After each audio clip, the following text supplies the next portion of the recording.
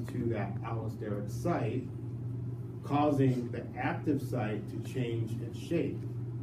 And we know that shape of that active site is important, right? Because that enzyme and the substrate have to fit specifically, right? In order for it to work. If I change the shape of the active site, that substrate can't get in there, right? So that's the same thing as if I'm trying to get into the parking spot, but somebody draws another line to make the parking spot too small, and I can't park my SUV in there. So therefore, it was non-competitively, and it's still open. Something can still get in there, but just not your SUV, okay? So the non-competitive. Non-competitive. Is when an alloseptic site. Allosteric is used and it changes the shape of the active site. Yes. Allosteric inhibitor binds to the allosteric site. And then does the product production stop? Yes, because it doesn't even happen because the shape of it has changed. If the shape of the active site has changed, then the normal substrate cannot bind in there, right? So, knowing that, we talked about what's called the feedback loop. Now, this is where we're looking at 3 enzymes in a series. I'll draw this out for you guys.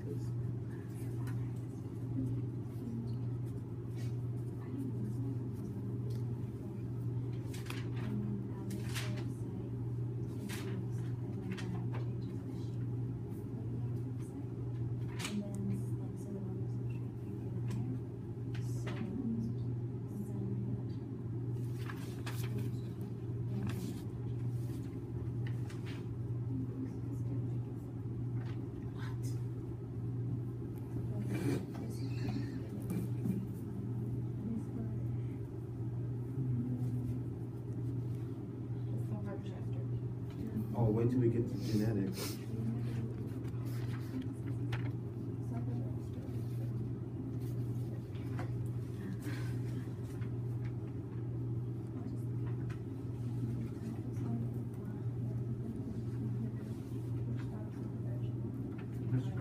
Yeah. For competitive, would it be like when an enzyme? It's when an allosteric site is used, An active changing the shape of the active site, production stops. Specific site to fit to stop production of a product Yes, by and it- penicillin? As long as you say, for example, penicillin, Oh, and then I will know what you're talking about.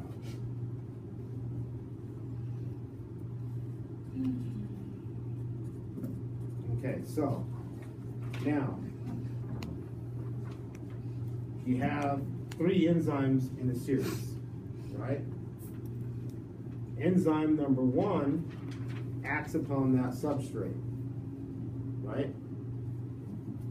Gives you a product that enzyme number 2 acts upon. Gives you a product. Enzyme number 3 acts upon that. Gives you a product. You get overproduction of that product. I don't need it anymore, right?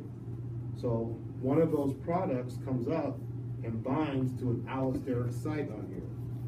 Once it binds to that allosteric site, it changes the shape of that active binding site of the first enzyme, not allowing that to happen. Shuts down the whole system, okay? So that would be the same thing as if you were on an assembly line, and your job is to, make this product, and you give it off to the next people on their assembly line. They're supposed to make a product out of what you gave them, and then they hand it off to somebody else, and they made a product of what they gave them, right? But in the warehouse, you've overproduced, and you don't have any more room in the warehouse.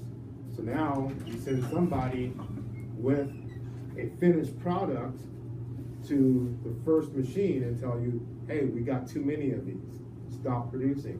So they'll take a 5-minute break and not be producing anymore. So it shuts down the whole line, right? If they don't produce, they don't get a product, so they can't give you a product down the line, right?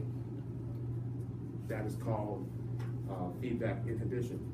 Okay, breaking it down, Uh-huh. short essay form. I have feedback inhibition happens when the end product of the feedback loop bonds to the allosteric site, Yes. and that ends up stopping or changing the production. Of the, Yes or no? Yes. That'll be fine. Wait, can you repeat that? Like slower? Yeah. Yeah. I have, it happens when the end product of the feedback loop bonds to the allosteric site, stopping or changing the production. Wait, okay, I have, it happens when end product of feedback loop. Bonds to the allosteric site. You didn't even ask me if I wanted a refill. Oh, sorry. Stopping or the end production. Is that the last one? Yeah. Or changes production? Stops. Stopping or changing production. Which could mean slowing down production. It changes the process. Yeah. Stops or changes Because you the have process. you have to understand that it's not just one enzyme doing this beginning process. Right. You got millions of enzymes in your Right. system that are doing this. So Wait, are you here? this feedback loop, it's kind of like a sponge absorbing a Kool-Aid spill, right? That whole sponge is every enzyme that's available, right? And so I put this sponge on top of that Kool-Aid spill. It's going to start absorbing and going through there. Not all of it's going to be shut down, but the ones that are coming in contact with that Kool-Aid are being shut down until the whole thing gets saturated, until you have a big sponge that's red with Kool-Aid, right? So it's kind of a cascade of events.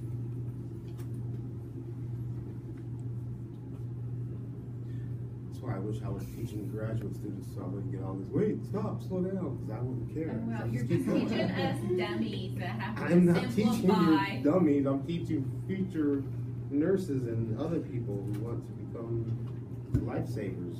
Looking after Perry. We get it, it's just breaking it into that simpler essay form is what's kind of hard.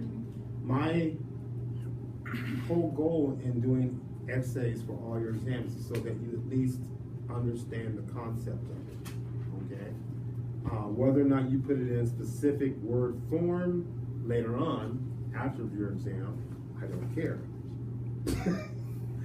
But when you're doing it for me, I do want it to be at least scientifically sensible, okay? But if I was to run into you next semester and I was to stop you and say, you know, what do you know about endospore formation? You know everything, right? Slept since then. That's what I would say. You have slept? Well, yeah, that's the good thing about finishing this class is you're gonna get more sleep. Okay, so that completes that question. This one here is gonna be a long one.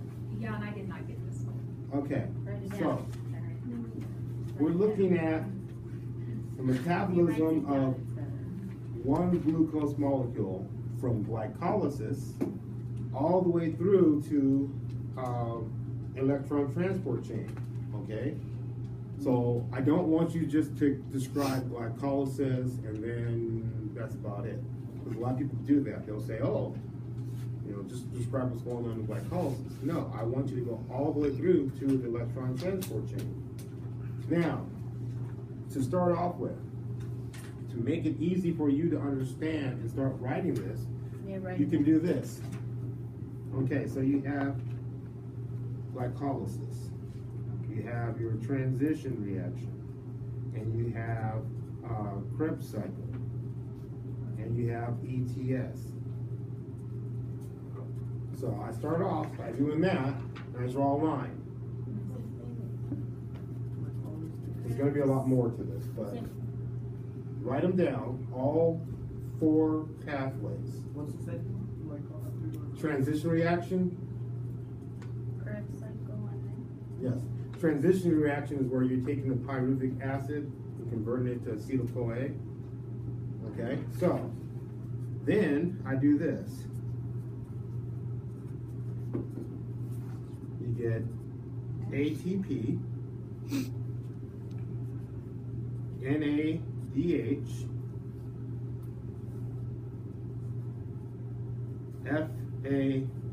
FADH2, and product. Okay, so there I go ATP, NADH, FADH2, and your product. And then you can start filling in what's going on there, right?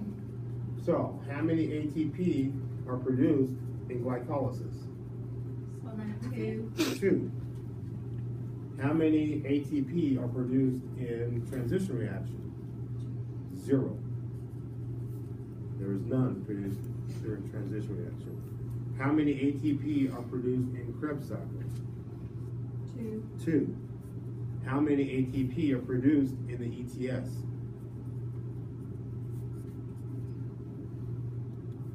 That's the end. Yeah, that's the That's last your one. end product. No, how many ATP are produced at the end of ETS? I'm not sure. I know there's a total of 34 throughout the whole 34. ATP.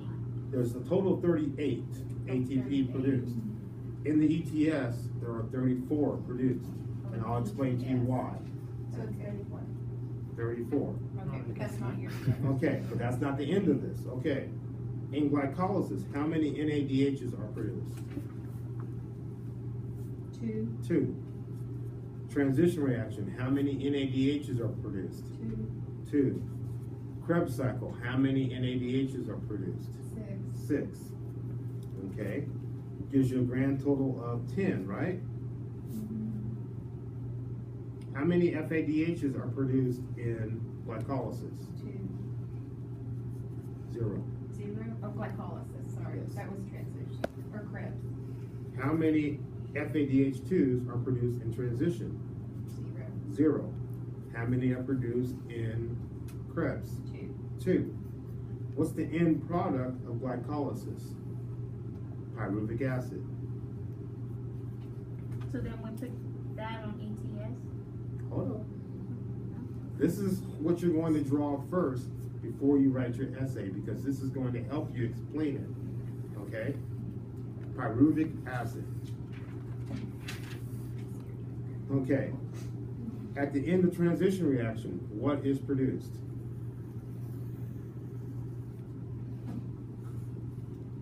The end of what? At the end of transition reaction, what is produced? Well, I thought it just produced 2 NADH. No, but it produces acetyl-CoA. Oh, okay. Acetyl-CoA has to go into Krebs cycle, right? How do you Yeah. spell that? ACETO, capital C, small o, capital A. Acetyl-CoA. Okay? Okay. And that goes into Krebs cycle, right? Okay. So at the end of Krebs cycle, what is your major production?